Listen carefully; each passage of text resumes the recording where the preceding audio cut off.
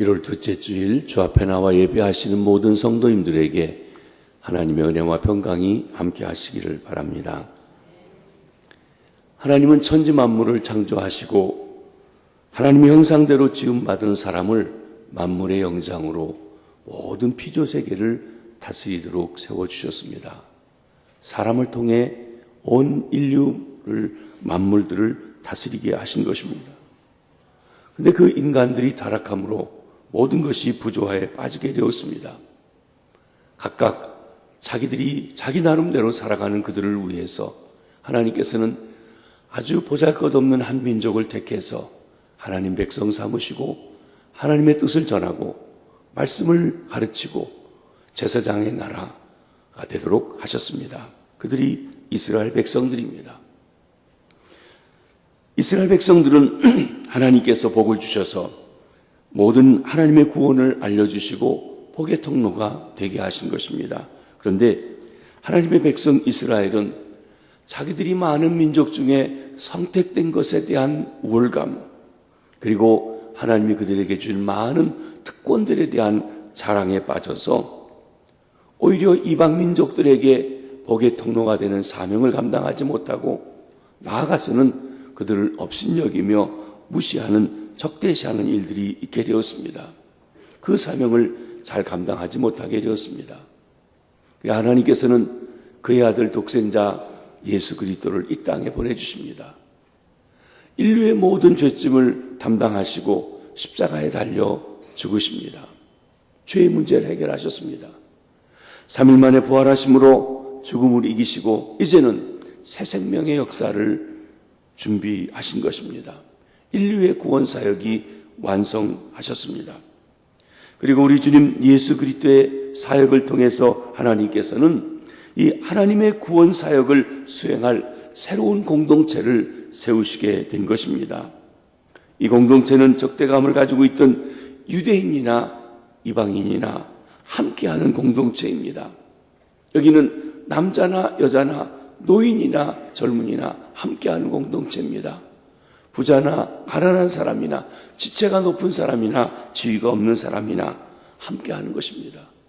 백인이나 흑인이나 일본 사람이나 한국 사람이나 모든 인종이 인종을 초월해서 그리스도를 통해서 함께하는 공동체입니다. 이것이 하나님이 온 인류를 구원하시고 나아가서는 세계를 통일하시려고 하는 그리스도 안에서 하늘과 땅에 있는 모든 것들을 통일시키려고 하는 하나님의 구원 계획의 시작이 되는 공동체입니다. 이 공동체가 곧 교회입니다. 사도 바울은 오늘 본문에서 교회가 무엇인지에 대해서 세 가지 비유를 통해서 설명해 주고 있습니다. 하나는 하나님 나라의 백성이라는 것, 두 번째로는 하나님의 가족의 일원이라는 것, 가족이라는 것, 세 번째로는 성전, 영적인 성전, 하나님이 그 안에 내주하시는 성전이라고 말씀하고 있는 것입니다. 첫 번째 교회는 하나님 나라의 시민입니다. 오늘 본문 19절에 있는 말씀을 함께 보시도록 하겠습니다. 시작. 그러므로 이제부터 너희는 외인도 아니요 나그네도 아니요 오직 성도들과 동일한 시민이요 하나님의 권속이라. 에베소에 살고 있는 이방인 신자들에게 이야기하고 있습니다. 이방인들, 원래 이방인은 하나님 나라 백성 밖에 있었습니다. 그러니까 시민이 아닙니다. 또 그들은 나그네와 같이 어떤 나라의 특권이나 돌봄을 받지 못하고 살아가는 사람들이었던 것입니다. 바로 그들이 이제 하나님 나라의 백성이 되고 또 시민이 되도록 하신 것입니다. 여기 본문 말씀에 보면 그러므로라고 하는 말로 시작하고 있습니다.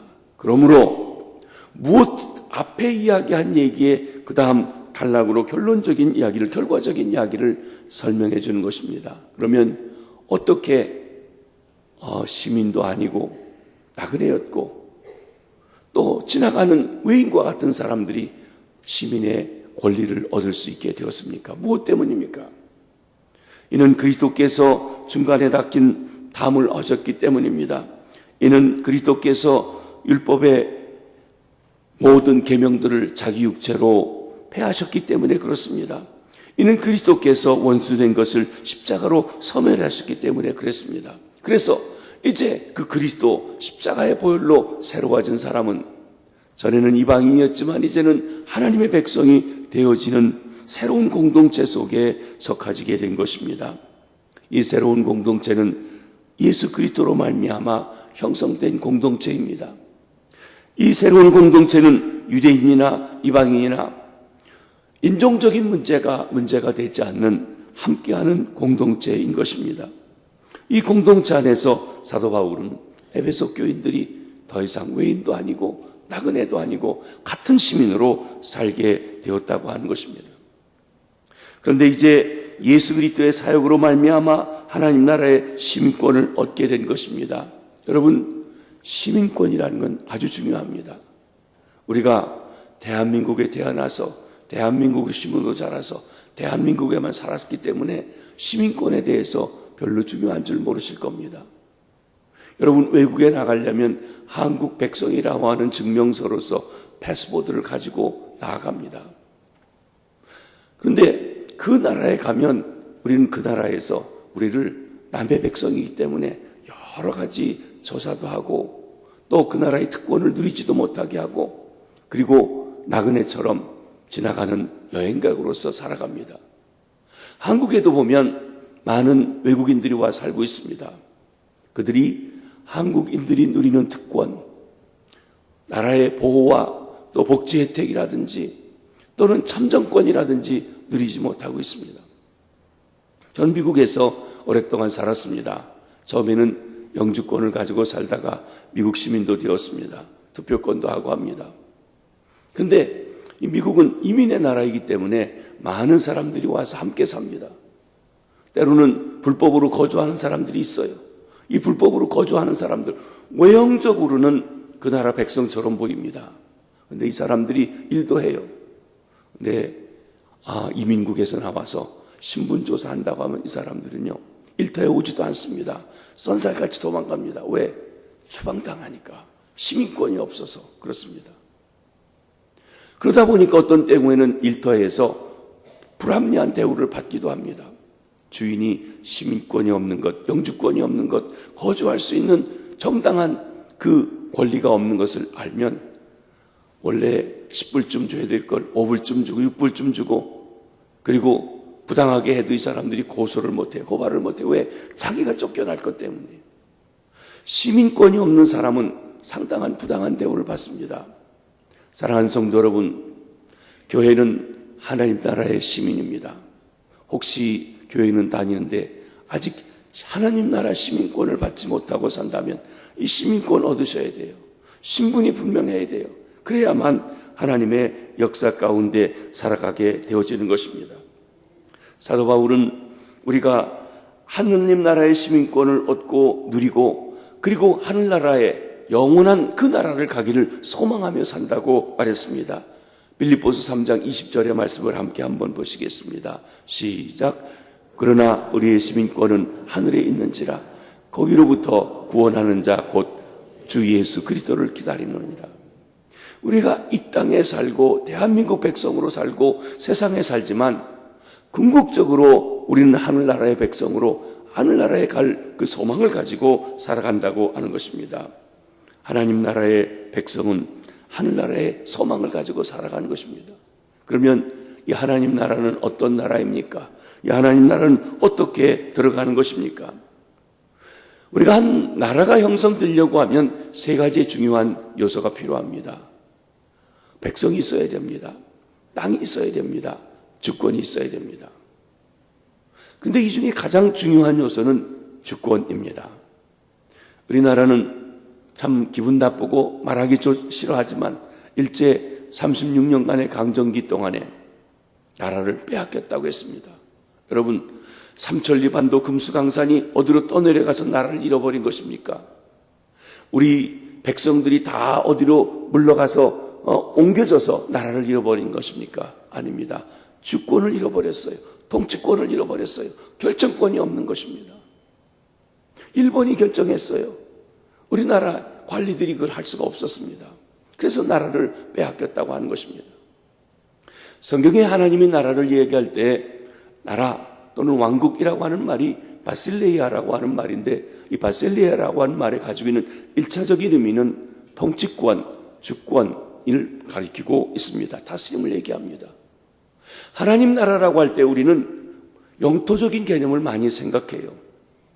미국 간다 하면 미국의 그 땅에 가서 구경하는 거 생각하는 것이에요. 미국의 통치를 받는 것에 대한 생각을 하지 않습니다. 그처럼 하나님 나라도 하나님 나라 간다고 하면 죽어서 천국 가는 것, 또 새하늘과 새 땅 그것만 생각한다는 것이에요. 그러나 하나님 나라의 본질은 하나님의 다스림을 받는 것입니다. 하나님의 다스림을 받으면 우리가 빈들에 있든 궁궐에 있든 처가집에 있든 좋은 집에 있든 그것이 곧 하나님의 나라라고 했던 것입니다. 그렇습니다. 이렇게 하나님의 나라는 하나님의 통치를 말하는데, 여러분, 이 하나님의 통치를 받을 수 있는 사람이 누구입니까? 거듭난 사람이에요. 요한복음 3장 3절 말씀을 한번 보시겠습니다. 시작. 예수께서 대답하여 이르시되 진실로 진실로 내게 이르노니 사람이 거듭나지 아니하면 하나님 나라를 볼 수 없느니라. 거듭나지 아니하면 하나님의 통치를 맛볼 수가 없어요. 거듭나지 아니하면 하나님의 왕되심을 깨달아 할 수가 없다고 하는 것입니다. 그러면 거듭난다는 것은 무엇입니까? 요한복음 3장 5절 말씀을 한번 보십니다. 시작. 예수께서 대답하시되 진실로 진실로 내게 이르노니 사람이 물과 성령으로 나지 아니하면 하나님 나라에 들어갈 수 없느니라. 여기 하나님 나라에 들어간다는 것도 죽어서 새하늘과 새 땅에 들어가는 것, 그것만 말하는 것이 아닙니다. 그것보다 더 1차적으로 먼저 말씀하는 건 하나님의 통치 속에 들어간다는 것을 말합니다. 근데 누가 하나님의 통치를 받고 하나님을 왕으로 섬기고 이 땅에 살아갈 수 있습니까? 물과 성령으로 난 사람입니다. 거듭난다, 물과 성령으로 난다, 같은 표현인 것입니다. 여러분, 사람들은 원죄의 부패성을 가지고 이 땅에 태어났습니다. 그러기에 우리는 태어나면서부터 자연인으로서의 모든 인간은 다 하나님에 대해서 알지 못하고 관심도 없고, 그리고 하나님에 대해서 통치를 받을 수 있는 능력이 없습니다. 믿는 집안에 태어나도 마찬가지입니다. 그래서 하나님을 왕으로 하여 그분의 다스림을 받을 수 없습니다. 그런 인생들을 위해서 하나님께서 그 죄를 벗겨주시고 하나님과 바른 관계 속에 살게 하기 위해서 독생자 예수 그리스도를 보내주셨습니다. 그분이 인간들의 모든 죄의 짐을 짊어지시고 죄의 형벌을 십자가에서 받아주신 것입니다. 그리고 죄가 용서받는 길, 죄가 사함받는 길을 열어주셨습니다.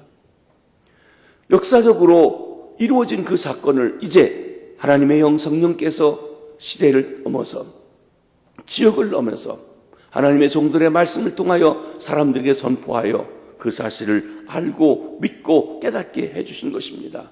그래서 하나님의 아들 독생자 예수 그리스도를 구주로 믿고 죄사함 받은 사람들, 그 사람들은 그리스도와 연합하게 하신 것입니다. 이것이 성령께서 우리와 그리스도와 연합하게 하신 것, 성령으로 세례받는 것, 성령으로 거듭나는 것을 말씀합니다.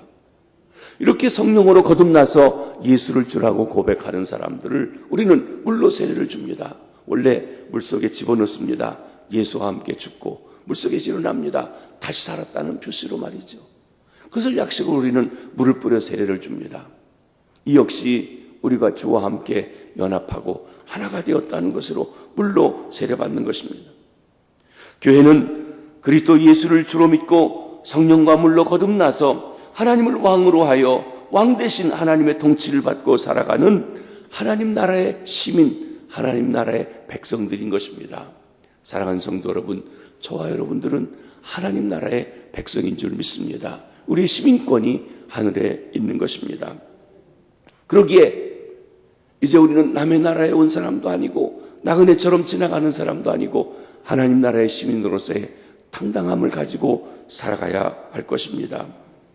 교회는 왕이신 예수 그리스도를 또 하나님의 다스림을 받는 사람들의 공동체입니다. 하나님이 왕이십니다. 하나님의 주인이십니다. 어느 목사님이 자기의 재산을 다 털어서 교회를 세우고 그리고 나서 진행한다 하더라도 그 교회는 그 목사님의 교회가 아닙니다. 담임 목사는 교회 주인이 아닙니다. 당회가 교회 중요한 일들을 결정합니다. 방향을 결정합니다. 때로는 목사님의 다시 오고 가는 것도 결정합니다. 그래도 당회가 교회 주인은 아니에요. 교회 주인은 하나님이십니다. 그 하나님이 무엇을 원하시고 어떻게 통치하시는지 깨닫고 그 뜻을 분별해서 결정해 가야 하는 것이 담임 목사이고 당회이기도 한 것입니다. 그렇습니다. 교회는 왕이신 하나님을 예배하며 그 하나님의 다스림을 받아야 합니다. 교회는 하나님을 경배하며 그분의 뜻을 구하고 그분의 뜻대로 살아가야 합니다. 그러기에 우리는 늘 예배하며 말씀을 보며 하나님의 뜻이 어디 있는지 분별하고 그 뜻대로 살아가려고 해야 됩니다. 왜냐하면 하나님께서 다스리시는 공동체가 교회이기 때문에 그렇습니다. 김해 제1교회가 90주년을 시작했습니다. 바로 우리 교회가 하나님의 통치, 하나님의 다스림 속에 하나님이 주인이 되셔서 역사하시는, 하나님을 기쁘시게 하는, 하나님을 예배하는 아름답고 귀한 주의 공동체가 되기를 주의 이름으로 축원합니다. 둘째로 교회는 하나님의 가족입니다. 19절 하반절에 보면 하나님의 권속이라고 하는 말이 나옵니다. 하나님의 식구라고 하는 말입니다. 권속이란 말은 특정한 집안에 속한 구성원을 가리키고 있습니다. 여기 특별히 에베소에 살고 있던 이방인들에게 너희가 이제는 외인도 아니고 나그네도 아니고 하나님의 권속이다. 백성보다 좀 더 가까운 친밀한 관계 속에 있는 가족의 일원이 되었음을 말하고 있습니다. 과거에는 하나님의 생명에 떠나 있었습니다. 공중 권세 잡은 자를 따라 악한 영을 따르는 불순종의 아들들이었습니다. 그러나 이제 하나님의 아들 독생자 예수 그리스도를 통하여 하나님의 가족이 되었다는 것입니다. 하나님의 사랑을 입은 자가 되었습니다. 하나님께 친밀한 관계로 나아가게 되었습니다. 우리 교회 오늘 기도하신 이해군 장로님 가정에도 장로님이 권사님과 사이에 낳은 두 아들이 있고 한참 떨어져서 이제 중학교 다니는 딸이 하나 있어요. 예은이. 입양했어요. 입양하기 전까지는요, 외인이에요. 밖에 있는 사람이에요. 알지도 못했어요. 그러나 입양하는 순간 내 딸이 됐어요. 그 가정의 모든 권리를 함께 누려요. 그 딸이 한 번은 권사님한테 그러더래요. 엄마, 오빠들한테 해주는 거, 상속 줄 거, 나도 줄 거지. 그러더래요. 그래요. 똑같이 받아요. 이게 가족이 되는 일입니다. 여러분, 우리가 하나님 백성이 아니었습니다. 하나님을 알지도 못했습니다. 그런데 우리 주님 예수 그리스도로 말미암아서 이제 하나님을 아버지로 부르고 예수님이 하나님의 아들이신 것 같이 하나님 나라에 참여하며 하나님의 가족이 되며 하나님의 유업을 이어받을 자가 된 것입니다. 그러면 우리가 어떻게 하나님의 가족이 될 수가 있습니까? 요한복음 1장 12절 말씀을 보겠습니다. 시작. 영접하는 자 곧 그 이름을 믿는 자에게는 하나님의 자녀가 되는 권세를 주셨으니. 이 말씀의 배경은 이렇습니다. 태초에 말씀이 계셨습니다. 로고스가 계셨습니다. 하나님과 함께 계신 하나님이셨습니다. 그 말씀이 우주 만물을 창조하신 창조주이십니다. 그런데 창조주가 생명의 본체이십니다. 생명의 빛이십니다. 그분이 육신을 입고 사람이 되어 이 땅에 오셨습니다. 모든 만물이 그분으로 말미암아 창조되었고 사람들도 그분으로 말미암아 창조되었는데 관심이 없습니다. 알지 못합니다. 거절합니다.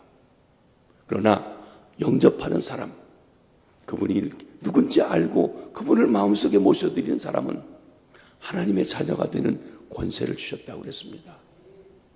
여기 영접한다는 것이 믿는다고 했습니다.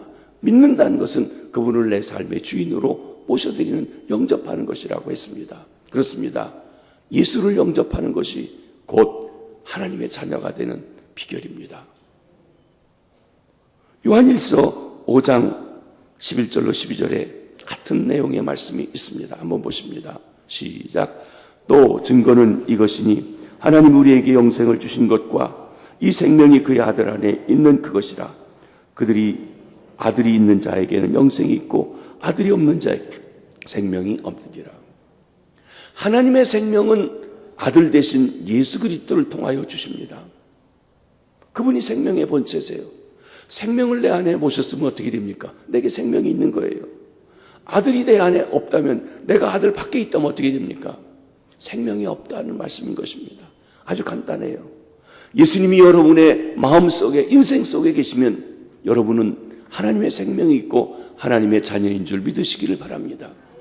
그러나 내가 교회는 다니지만 예수님이 내 인생 밖에 있고 그분의 다스림을 받지 않고 그분의 피로 씻음받은 경험이 없다면 교인일 수 있지만, 나그네일 수 있지만, 얻어먹는 사람일 수 있지만 가족은 되지 못한다고 말씀하는 것입니다. 여러분, 언어상 아버지라고 하는 말은 생명을 주시는 분이십니다. 생명을 얻기 위해서는 아버지가 생명의 씨를 주면 어머니가 그것을 받아가지고 그리고 아이를 낳습니다. 아버님 날 낳으시고 어머님 날 기르시니, 우리 한국 사람들도 그렇게 얘기합니다. 틀렸다고 얘기하는데 아니, 맞습니다. 여러분, 영어에 낳는다라고 하는 말이 아버지가 아기를 낳는다고 할 때 비게시라고 하는 단어를 쓰고, 그리고 어머니가 아기를 낳는다면 베어라고 하는 단어를 씁니다. 그렇습니다. 아버지가 생명을 주는 분이에요. 아버지가 누구냐? 생명의 근원이 시작한 사람이라는 것입니다. 그런 면에서 하나님은 우리 아버지십니다. 왜냐하면 이 영원한 생명은 그분을 통해 주시기 때문에 그렇습니다. 그런데 우리에게 손자가 있습니다. 그러면 내가 하나님을 믿었으면 우리 손자도 자동적으로 그 하나님을 믿고 하나님의 가족이 될까요? 아니에요. 하나님 나라에는 손주가 없어요. 하나님에게는 손주가 없어요. 내가 5대째 믿고 6대째 믿고 7대째 믿어도 한 사람 한 사람이 1대1로 하나님을 믿어야 돼요. 아브라함의 하나님, 이삭의 하나님이 무조건 야곱의 하나님이 되지 않아요. 처음엔 그 관계 속에 있지만, 그러나 이제는 그 하나님이 나의 하나님이 되는 경험이 있어야만 된다는 것이, 그때 우리가 거듭나고 생명의 관계가 있으며 그때 우리가 아버지라고 부릅니다. 그렇습니다. 대초부터 계셨던 말씀이신, 그래서 육신이 되어 이 땅에 오신 생명이신 예수 그리스도를 영접해 모시는 것, 그것이 곧 하나님의 생명을 받는 것이고, 그때 하나님의 자녀가 되고 하나님을 아빠, 아버지라고 부르게 되어지는 것입니다. 아무리 좋은 믿음의 집안에 있다 할지라도 자동적으로 구원받지는 못합니다. 물론 신앙의 분위기 속에서 주님을 영접할 수 있는 기회가 많은 것이 특권이기는 하지만 말입니다. 사랑하는 성도 여러분, 우리가 교회 다닐 때 누구의 하나님으로가 아니라 나의 하나님으로, 내가 하나님의 자녀가 되는 생명관계가 있는 귀한 축복이 있어지시기를 바랍니다. 교회는 한 피를 나눈 형제들의 공동체입니다. 하나님의 가족은 하나님의 아들 예수 그리스도의 보혈로 하나가 된 형제들의 공동체입니다. 가족들은 함께 먹고 마십니다. 그래서 가족을 식구라고도 부릅니다. 예수님께서 말씀하십니다. 진실로 진실로 내게 이르노니 인자의 살을 먹지 아니하고 인자의 피를 마시지 아니하면 너희 속에 생명이 없느니라. 내 살은 참된 양식이요 내 피는 참된 음료로다. 하나님의 가족 공동체는 예수님의 살, 예수님의 피를 먹고 마셔요. 성찬이에요. 그건 무엇입니까? 주님이 우리를 위해서 십자가에서 찢어주신 살, 주님이 우리를 위해서 십자가에서 흘려주신 보혈, 그것이 우리의 생명관계를 유지해주는 중요한 것이라는 것입니다. 가족은 서로 의존하고 함께 책임지는 사람들입니다. 가족들 중에서 다 똑같지 않습니다. 우리가 자녀를 낳고 길러보아도 쌍둥이도 똑같지가 않아요. 잘하는 것이 있고 못하는 것이 있습니다. 허물이 있고 장점도 있습니다. 그러나 형제자매는 서로 함께 돌봐주고 그 부족한 것도 함께 부둥켜 안고 나아갑니다. 형제라고 하는 말이 이 성경에서, 특별히 신약 성경에서 그리스도인들에게 대한 중요한 호칭이었던 것입니다. 형제여 하고 불렀던 것이에요. 그렇습니다. 우리 모든 교회 나오는 그리스도 안에서 하나 된 이들은 주 안에서 형제요 자매인 것입니다. 하나님 나라 시민이라고 하는 것은 하나님을 왕으로 하는 수직적인 관계에서의 하나님의 관계가 강조되었다고 하면, 하나님의 가족이라고 하는 것은 한 아버지를 모신 형제의 수평적인 관계에 대한 친밀함이 보다 강조되어져 있는 것입니다. 가족은 모든 일을 알고 함께하는 공동체입니다. 좋은 것도, 그리고 나쁜 것도, 문제가 되는 것도, 영광스러운 것도, 슬픈 일도 기쁜 일도 함께하는 것이 가족입니다. 우리 김해제일교회가 특별히 목장을 통하여서 예배 드릴 땐 옆에 사람이 무엇인지, 어떤 아픔이 있는지, 어떤 좋은 일인지 잘 알지 못하지만 속으로 우려 삶을 나눈 일들을 통하여서 서로가 하나님의 가족으로 한 피, 그리스도의 피를 나눈 형제 자매로서 서로 돕고 의지하는 사랑의 공동체, 가족 공동체로 살아가시게 되길 주의 이름으로 축원합니다. 마지막으로 교회는 하나님이 거하시는 거처 성전인 것입니다. 20절로 22절 말씀을 함께 보시도록 하겠습니다. 시작.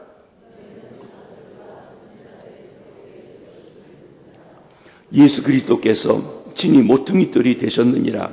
그의 안에서 건물마다 서로 연결하여 주 안에서 성전이 되어가고, 너희도 성령 안에서 하나님이 거하실 처소가 되기 위해서 그리스도 예수 안에서 함께 지어져 가느니라.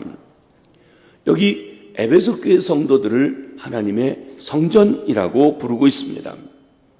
교회는 하나님의 백성 공동체를 가리켜 말합니다. 건물이 교회가 아닙니다. 엄밀하게 보면 우리 예배당을 짓는 것이에요. 그런데 예배당에 있는 우리 성도들을 가리켜서 성전이라고 건물로 지금 비유하고 있는 것입니다. 교회가 여러 가지 점에서 성전, 하나님이 거하시는 성전과 비교되고 있습니다. 먼저 건물을 지으려고 하면 기초를 다져야 합니다. 우리도 지금 기초공사를 하고 있습니다. 우리 교회 327개의 전신주 같은 큰 기둥들을, 한 10m 이상 되는 기둥들을 땅에다가 박고 그 위에다가 지금 세워집니다. 또 흙을 퍼내기 위해서 무너지지 않도록 흙막이 공사도 하고 있습니다. 거기에 토목 공사도 든든하게 해서 앞으로 지어질 건물을 버티겨 나갈 수 있는 것을 합니다. 기초를 합니다. 어느 건물이든지 기초가 있는데, 그러면 성전의 기초, 하나님이 거하실 성전의 기초는 무엇인가? 선지자들과 사도들이라고 했어요. 이 말씀은 사도들이 가르쳐준 말씀, 선지자들이 가르쳐준 말씀이 곧 공동체가 세워져 가는, 하나님이 거하시는 그 성전의 기초라고 하는 것입니다. 하나님 말씀이 교회 공동체의 터전입니다. 우리는 신약과 구약 하나님의 말씀을 기초로 해서 교회가 세워져 나아가는 것입니다. 또 이 건물을 세울 때는 모퉁이 돌이 있습니다. 요즘 건물 양식과는 좀 차이가 있겠죠. 이 모퉁이 돌은 우리 주님 예수 그리스도이십니다. 모퉁이 돌은 잘 다듬은 사각형의 커다란 돌로서 건물의 토대 모서리에 놓여지고 전체 건물의 기초와 그리고 형태를 결정하는 그런 모습을 하게 했습니다. 모퉁이 돌을 놓고 모퉁이 돌과 같은 돌들을 옆에다가 이어서 지어져 가는 것입니다. 무슨 말씀입니까? 예수 그리스도께서 우리 성도들이 본받아 사야갈 기준이요, 우리 표범이라고 하는 것입니다. 또 모퉁이 돌은 두 벽 사이를 이어주는 역할을 감당합니다. 우리 사람들이 살아가는 데는 어디나 다 간격이 있습니다. 남녀의 간격이 있습니다. 나이 드신 분과 젊은 사람의 간격이 있습니다. 또 빈부의 간격도 있습니다. 귀천의 간격도 있습니다. 인종의 간격, 유대인과 이방인이라는 간격도 있습니다. 흑인과 백인, 일본 사람과 한국 사람 간격이 있습니다. 이 벽을 이어주는 역할을 감당하는 것이 모퉁이 돌인 것입니다. 모퉁이 뜰 대신 예수 그리스도는 교회의 은학과 성장에 꼭 필요하신 것입니다. 그리스도 안에 내가 있을 때 그리스도를 통해서 어떠한 장벽도 어떠한 다른 것도 이어져 나갈 수 있도록 하신 것입니다. 모퉁이 뜰은 건물의 모양과 양식을 결정합니다. 교회가 얼마나 모퉁이 뜰 대신 예수 그리스도 중심이며 그리스도를 높이느냐가 교회다운 교회가 되어진 것입니다. 건강한 교회를 우리 교회는 표방하고 있습니다. 건강한 교회가 무엇입니까? 교회다운 교회예요. 교회다운 교회가 무엇입니까? 예수 그리스도를 닮은 교회입니다. 우리 김해제일교회가 예수 그리스도를 닮은 모퉁이 뜰 대신 예수 그리스도를 닮은 교회가 되시기를 바랍니다. 그러면 그 안에 있는 우리 성도들은 무엇입니까? 산돌로서 모퉁이 뜰에 하나씩 연결되어서 전체를 이루어가는 살아있는 돌이라고 했습니다. 베드로전서 2장 4절로 5절에 보면 베드로 사도는 이 교회를 산돌이신 그리스도와 산돌에는 우리가 연결되어 간다고 표현하고 있습니다. 한번 읽어보십니다. 시작.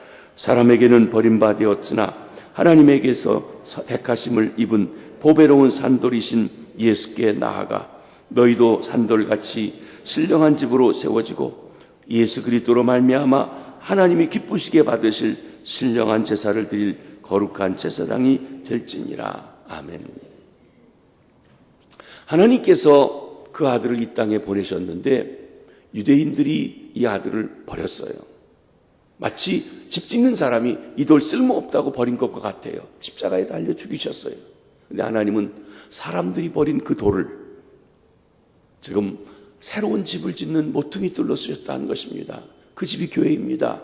그 집이 새로운 공동체인 하나님의 백성의 공동체요.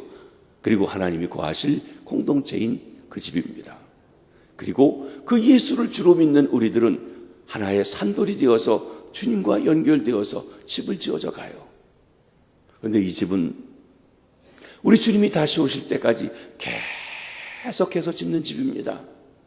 우리 성전은 내년 2월이나 3월쯤이면 완성되어 우리가 들어가 거주하게 될 것이에요. 그러나 하나님이 거주하시는 이 성전으로서의 집은 예수 그리스도와 모퉁이 돌이 된 이 집은 우리 성도들 하나하나가 산돌되어서 이어져가는 이 집은 늘 지어져 갑니다. 그렇죠. 오늘도 새로운 신자가 와서 예수 그리스도를 믿으면 그 집은 또 하나 벽돌이 쌓여져서 커져가고 지어져가는 집이라고 말씀하고 있는 것입니다. 이 성전의 목적은 성령이 통하여서 하나님께서 거하시는 것입니다. 원래 성전을 짓는 목적이 무엇입니까? 하나님의 임재를 상징하는 것이었습니다. 특별히 지성소에 하나님의 영광이 있고 하나님이 그곳에 거한다고 했어요. 예루살렘 성전이 지어졌을 때 유대인들은 그곳에 들어가 제사를 드렸습니다. 대제사장은 지성소까지 1년에 한 번 들어갔어요. 제사장들은 성소 예배를 드렸습니다. 유대인 남자들은 유대인의 뜰에서 예배 드렸어요. 유대인 여자들은 유대인들이 설 수 있는 거기서 예배 드렸습니다. 그러나 이방인들은 돌담 쌓은 밖에 겨우 있을만 했고 그 안에 들어가지 못했습니다. 그런데 하나님께서 예수 그리스도를 통해서 새로 짓는 이 성전에는 하나님께서 한 사람 한 사람 안에 거하시고 그 공동체 안에 거하시는데 남녀노소 빈부 귀천 유대인 이방인 차이 없이 거하시겠다고 하신 것입니다. 사랑하는 성도 여러분, 저와 여러분 우리의 심령에 하나님이 임재하시는 줄 믿습니다. 교회 공동체는 하나님이 임재하시도록 하는 것이 곧 교회 공동체라고 하는 것입니다. 하나님이 친히 그들 중에 거하시겠다고 하셨습니다. 마지막으로 새 성전은 계속 지어져 가고 있습니다. 아직도 완성되지 않았습니다. 계속 지어져 가고 있는 것입니다. 이렇게 볼 때 교회는 성령 안에서 모퉁이 돌 대신 예수 그리스도를 닮아가는 공동체입니다. 어디까지요? 그리스도의 장성한 분량에 충만한 데까지 자라가는 것입니다. 말씀을 정리합니다. 교회는 하나님께서 장엄한 구원 계획을 세우신 일을 시작한 일이 진행되어 가고 있습니다. 하나님께서는 그리스도 안에서 하늘에 있는 것이나 땅에 있는 것이나 모든 것이 통일되게 하려고 하는 계획을 가지고 있습니다. 그 중심에 하나님의 교회가 있습니다. 그리스도를 통해서 다양성이 통일되는 그 공동체인 것입니다. 새로운 인류입니다. 하나님의 중요한 사역을 감당하는 공동체인 것입니다. 우리는 우리 주님께서 다시 오셔서 우리를 새하늘 곳의 땅으로 인도할 때 그곳에서 성삼위 하나님과 함께 영원토록 살아가게 될 것입니다. 그때까지 교회는, 새로운 인류는, 새로운 공동체는 이 세상에서 하나님의 영광, 하나님의 능력, 하나님의 지혜를 증언하며 살아가게 될 것입니다. 창립 90주년을 맞이하며 성전을 완성하라는 주제를 따라서 제4차 성전을 지어가고 있는 우리 김해제일교회가 외형적인 건물 짓는 것과 함께 우리 공동체가 하나님이 거하시는 성전이 되어 가도록, 하나님의 가족으로서의 친밀함이 있도록, 하나님의 통치와 다스림을 받는 하나님의 백성으로서 아름답게 세워져 가는 교회 되기를 주의 이름으로 축복합니다. 기도하겠습니다. 하나님 아버지, 저희들을 불러 주님의 백성이 되게 하시고 주의 가족이 되게 하시고 주님이 임재하시는 성전이 되게 하시니 감사합니다. 주께서 우리 중에 함께 하시고 생명 주시는 귀한 은혜가 날마다 더하되 하나님이 기뻐하시는 교회,